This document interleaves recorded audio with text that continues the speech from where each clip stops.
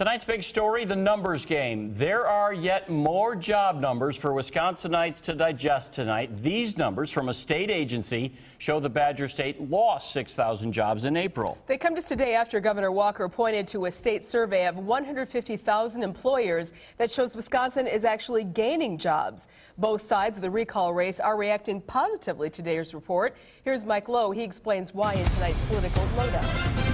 Mary and Ted, both Democrats and Republicans are using the new state jobs report to make their own points. The numbers from the Wisconsin Department of Workforce Development show the state lost 6,200 jobs in April, something Tom Barrett and his campaign say shows the failure of Scott Walker's policies.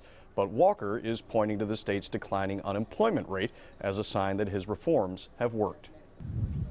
Governor Walker and his administration terminated the contract with Talgo. Speaking in front of a Talgo train, Milwaukee Mayor Tom Barrett asked Governor Scott Walker to save 80 jobs in the city. So I'm asking the governor to honor the contract that this state signed. Barrett and the company are blaming Walker directly for these potential job losses. He will take jobs out of the poorest neighborhood of this city, one of the poorest neighborhoods of this state, for political reasons. And with new numbers that show Wisconsin lost 6,200 jobs last April, Barrett also blames Walker's policies for Wisconsin's economic woes. Wisconsin had more than 57,000 more jobs than what was originally estimated. But Walker has muddied the waters in the jobs debate, releasing unverified state statistics that he says show a much brighter economic outlook. On every major issue they've said this election is about, the facts have suddenly proven them false. And so I think you're going to see they're desperately going to turn to anything except a discussion of the facts.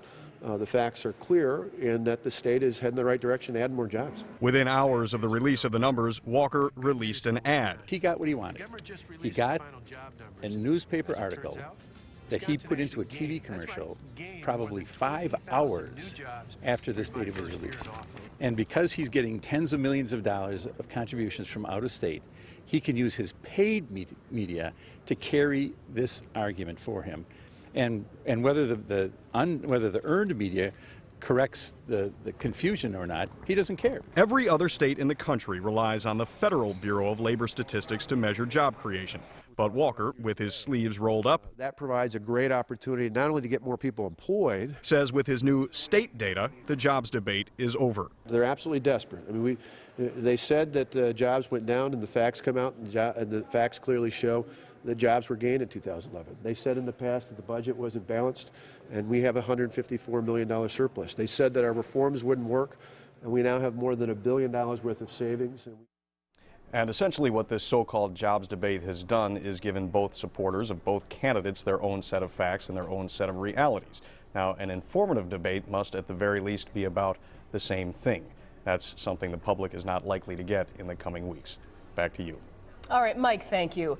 Fox 6 has complete coverage of the recall race. You can always find the latest information on fox6now.com.